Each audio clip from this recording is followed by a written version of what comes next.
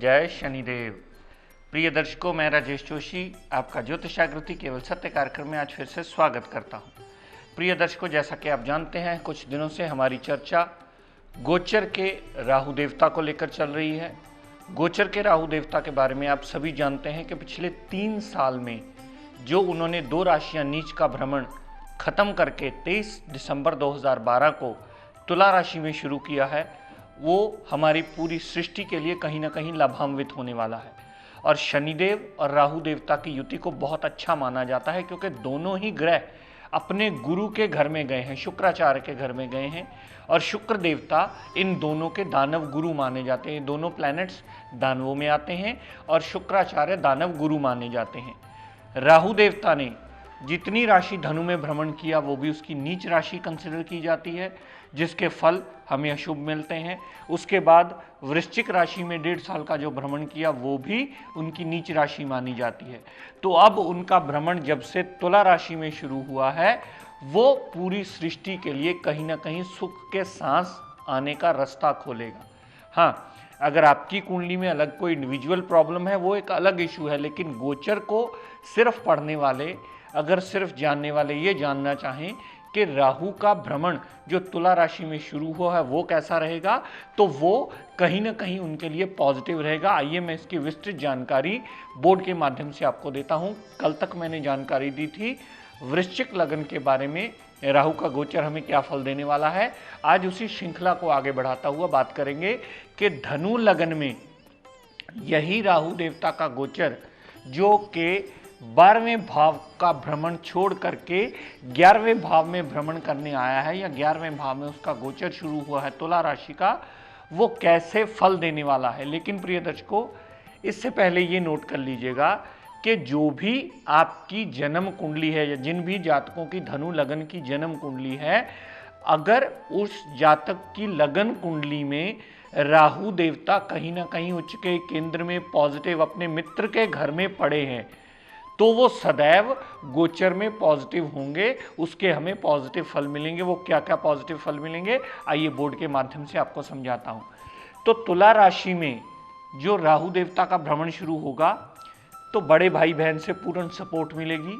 आपका कहीं ना कहीं रुका हुआ धन का आगमन होने का योग बनता है। जिनका राहु नेटल चार्ट में पॉजिटिव पड़ा है उनका पॉजिटिविटी का योग बनता है। बड़े भाई बहन की सपोर्ट अवश्य मिलेगी। कोई लंबे समय से चली आ रही बीमारी जो 2-3 साल से आपको परेशान कर रही थी, उससे भी राहत आने का योग अवश्य बनता है। यहां से राहु देव ने जितनी दृष्टि तीसरे भाव पर डाली, छोटे भाई बहन की भी सपोर्ट मिलेगी। छोटी मोटी यात्राएं होंगी तो वो भी पॉजिटिव के लिए होंगी। अगर तीसरे भाव पर दृष्टि राहु की पड़ी तो छोटी मोटी जो भी यात्राएं होंगी उसका भी रिजल्ट पॉजिटिव होगा, और जातक जितनी मेहनत करेगा उतना रिजल्ट देने में राहुदेव उसे बाध्य अवश्य होंगे। तो तीसरे भाव संबंधी भी सारे उसे पॉजिटिव रिजल्ट ही मिलेंगे।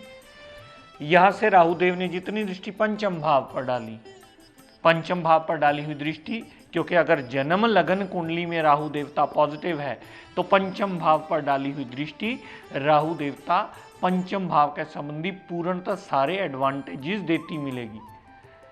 अनसर्टेन गेन्स होंगे, संतान सुख से परिपूर्ण होगा, जातक लवर मास में कामयाबी मिलेगी।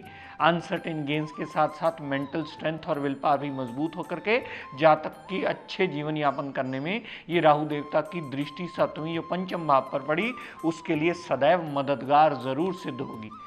यहाँ से राहु देव ने जितनी दृष्टि 7वें भाव पर डाली, 7वें भाव पर 9वीं दृष्टि डाली हुई पार्टनरशिप के लिए भी अच्छा होगा, दाम्पत्य सुख के लिए भी अच्छा होगा, और डेली वेजेस के भी नए नए रास्ते खोल करके जातक का जीवन यापन आसान करने में मददगार जरूर सिद्ध होगा।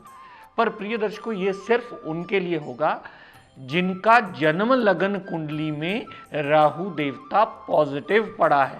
ये इस बात की बेसिक नींव है, गोचर पढ़ने की ये बेसिक नींव मानी जाती है कि अगर जन्म लगन कुंडली में ग्रह खराब पड़ा है तो वो खराब रिजल्ट देगा, अगर जन्म लगन कुंडली में ग्रह अच्छा पड़ा है तो गोचर में सदैव आपको लाभान्वित करता ही मिलेगा। और दूसरी सबसे मेजर बात जो मैं अक्सर हमेशा इसके साथ जोड़ता आया हूं प्रिय दर्शकों, जितने अंश का ग्रह आपकी जन्म लगन कुंडली में पड़ा होगा गोचर में सदैव उतने अंश का ही फल देता मिलेगा, चाहे गोचर में वो रोज डिग्री बदलता हो, लेकिन आपके लिए आजीवन वो उतना ही रहने वाला है जितने डिग्री का बलाबल लेकर के आपकी जन्म लगन कुंडली में वो बैठा होगा। इस बात का अगर निर्णय आ गया करना आपको तो गोचर का सही विवेचन स्वयं सही ढंग से कर पाएंगे। अगर पहली दूसरी बार ये बात आपको समझ में ना आए तो अपने आसपास किसी विद्वान की मदद ले लीजिए ताकि सही गोचर पढ़ने में आपको कोई दिक्कत परेशानी ना हो। ये प्रिय दर्शकों हमने बात की जिनका धनु लगन है और लगन कुंडली में कहीं ग्रह नेटल चार्ट में पॉजिटिव पड़ा है। इसका एक दूसरा पहलू भी है प्रिय दर्शकों जो मैं आपको हमेशा गोचर के साथ समझाता आया हूं, क्योंकि गोचर हर एक के लिए बराबर एप्लीकेबल हो, हर एक के लिए एक ही जैसे रिजल्ट लेकर के आए, ये ज़रूरी नहीं होता। दूसरा पहलू उनके लिए बात करना चाहूँगा जिनका धनु लगन में गोचर में तुला राशि में आने से नेगेटिव रिजल्ट देता, उसकी वजह ये होगी कि आपकी जन्म लगन कुंडली में कहीं ना कहीं वो नेगेटिव पड़ा है, कहीं ना कहीं 6, 8, 12 में पड़ा है, कहीं नीच अवस्था में पड़ा है, कहीं शत्रु राशि में पड़ा है। तो वहां अगर आपकी जन्म लगन कुंडली में पड़ा है तो गोचर का तुला राशि में आया हुआ राहु देवता आपको सदैव नेगेटिव रिजल्ट देता मिलेगा। राहु देवता अगर 11वें भाव में आए हैं और जन्म लगन कुंडली में नेगेटिव पड़ा है तो आपको रिजल्ट क्या मिलेगा, तो आपको उसका रिजल्ट सदैव नेगेटिव होता हुआ 11वें भाव में लाभ का नुकसान करेगा, बड़े भाई बहन से छोटा मोटा क्लेश खड़ा कर सकता है क्योंकि जन्म कुंडली में वो नेगेटिव पड़ा है, इसलिए 11वें भाव में आया हुआ भी वो नेगेटिव रिजल्ट ही देगा। लाभ में कमी लाना, बड़े भाई बहन से छोटा मोटा क्लेश खड़ा करना, छोटी मोटी हेल्थ की प्रॉब्लम देना, मेंटली डिस्टर्ब करना, ये सारी चीज़ें राहु देवता 11वें भाव संबंधी टोटली नेगेटिव करेगा और 11वें भाव के टोटली रिजल्ट नेगेटिव मिलेंगे। यहाँ से राहु देव ने जितनी दृष्टि तीसरे भाव पर डाली, तीसरे भाव पर डाली हुई दृष्टि छोटे भाई बहन से भी कलह क्लेश मचवा देगी और छोटी मोटी यात्राएं होंगी तो वो भी फजूल में जाएंगी, उसके भी रिजल्ट आपको प्रॉपर नहीं मिलने वाले। तो तीसरे भाव संबंधी भी आपको पूर्णतः नेगेटिव रिजल्ट मिलेंगे। जातक का फजूल का अनायास भागदौड़ कहीं ना कहीं से बनी ही रहती है और जातक को कभी उसकी प्रॉपर आउटपुट नहीं मिल पाती। यहां से राहु देव ने जितनी दृष्टि पंचम भाव पर डाली तो पंचम भाव संबंधी सारे नुकसान के रिजल्ट मिलेंगे क्योंकि जन्म लगन कुंडली में ही वो नुकसान देने के लिए बाध्य हुए बैठे हैं या जन्म लगन कुंडली में वो मारक ग्रह बन के बैठे हैं। तो पंचम भाव पर डाली हुई दृष्टि पेट में प्रॉब्लम देगी, संतान को प्रॉब्लम देगी, संतान को कष्ट होने का योग बनता है, संतान से कष्ट होने का योग बनता है, अनसर्टेन लॉस होने का योग बनता है, लव रोमांस में नाकामयाबी होने का योग बनता है, विल पावर और मेमोरी पावर भी वीक होने का योग बनता है। तो पंचम भाव संबंधी भी सारे अशुभता के रिजल्ट राहु देवता अवश्य देते मिलेंगे। यहां से राहु देव ने जितनी दृष्टि सप्तम भाव पर डाली, सप्तम भाव पर डाली हुई दृष्टि दाम्पत्य सुख में भी प्रॉब्लम्स देगी, डेली वेजेस में भी प्रॉब्लम देगी और डेली वेजेस के साथ साथ दाम्पत्य सुख और पार्टनरशिप में भी दिक्कत परेशानियां अटकलें मिसअंडरस्टैंडिंग्स खड़ी करती ही मिलेगी। तो ये राहु देवता उनके लिए पॉजिटिव मूवमेंट में आएंगे प्रिय दर्शकों जिनकी जन्म लगन कुंडली में वो पॉजिटिव पड़े हैं। जिनकी जन्म लगन कुंडली में वो नेगेटिव पड़े हैं वो सदैव अशुभता के रिजल्ट देंगे।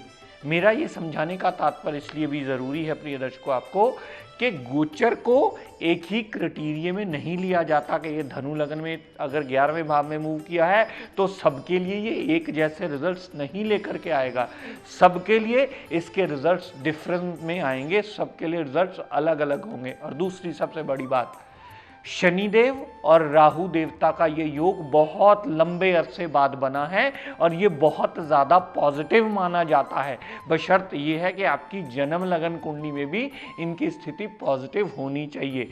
अगर जन्म लगन कुंडली में खराब स्थिति है तो अपने आसपास किसी विद्वान से अपनी पत्री का सही अवलोकन ज़रूर करवा लीजिए, ताकि आपको पता चले कि इन दोनों ग्रहों की जो मूवमेंट आई है, जो युति अपने गुरु शुक्राचार्य के घर में बनी है, वो अपने गोचर काल में भ्रमण में कैसा रिजल्ट आपको देने वाली है। तो इस बात को विस्तार पूर्वक समझाते हुए प्रिय दर्शकों, ये मूल नियम समझ लीजिए जिसके बिहाफ पर आप बाकी ग्रहों का निर्णय भी कर सकते हैं कि अगर आपकी जन्म लगन कुंडली में ग्रह पॉजिटिव बैठा है तो सदैव गोचर का भ्रमण आपके लिए पॉजिटिव रिजल्ट देता ही मिलेगा।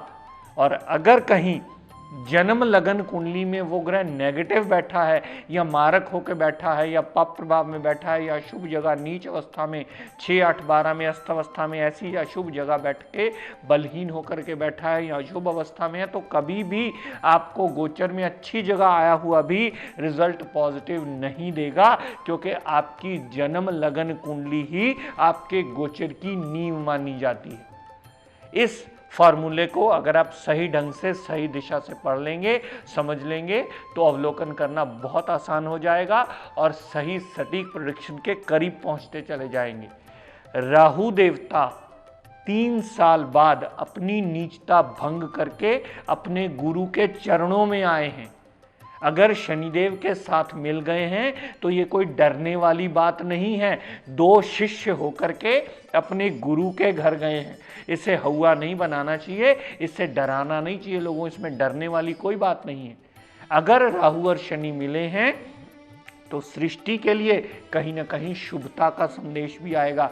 हाँ, किसी की अपनी इंडिविजुअल जन्म लगन कुंडली खराब हो तो वो एक अलग इशू है, उसकी अपनी दशा अंतरदशा चल रही हो, साढ़साती खराब कर रही हो, टैया खराब कर रहा हो, उसको इस गोचर के साथ नहीं जोड़ा जाना चाहिए।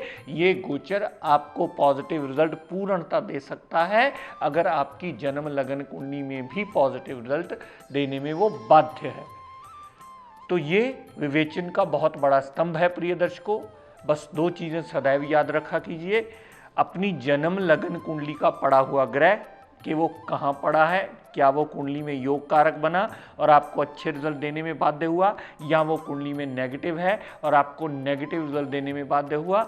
दूसरी सबसे मेजर चीज़ कि उसमें बलाबल कितना है, जितनी क्षमता उस ग्रह में होगी आपको सदैव उतने ही रिजल्ट मिलेंगे, चाहे गोचर में रोज डिग्री बदलती रहे, लेकिन आपके लिए रिजल्ट फिक्स हो जाएंगे और उतने प्रतिशत आजीवन हर घर में वैसे ही रिजल्ट देता मिलेगा। ये राहु देवता के अगर मूल नियम को समझ लेंगे तो बाकी का अवलोकन भी आप इजीली कर पाएंगे।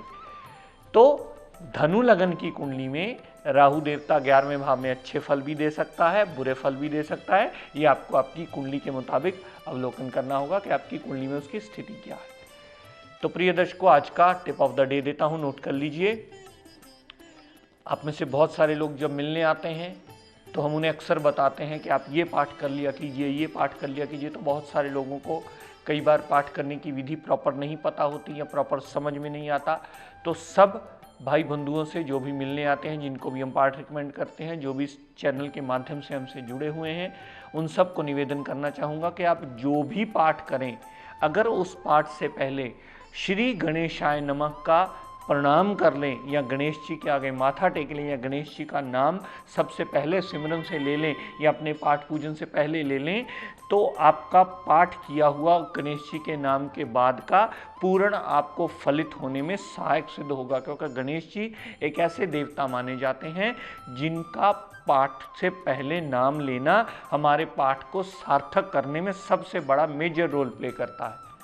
तो गणेश जी का नाम पहले लें, उसके बाद अपना जो भी पाठ करें, फिर उससे सुखना मांगे, ताकि आपको किए हुए पाठ का पूर्ण फल मिलने में वो ग्रह और वो पाठ सक्षम हो पाए। तो प्रिय दर्शकों, आज अपनी वाणी को यहीं विराम देता हुआ हम सब के लिए मंगल कामना करता हुआ शनिदेव से ये प्रार्थना करता हूँ कि हे शनिदेव, हम सब पर अपनी कृपा दृष्टि, दया दृष्टि सदैव बनाए रखें। जय शनिदेव।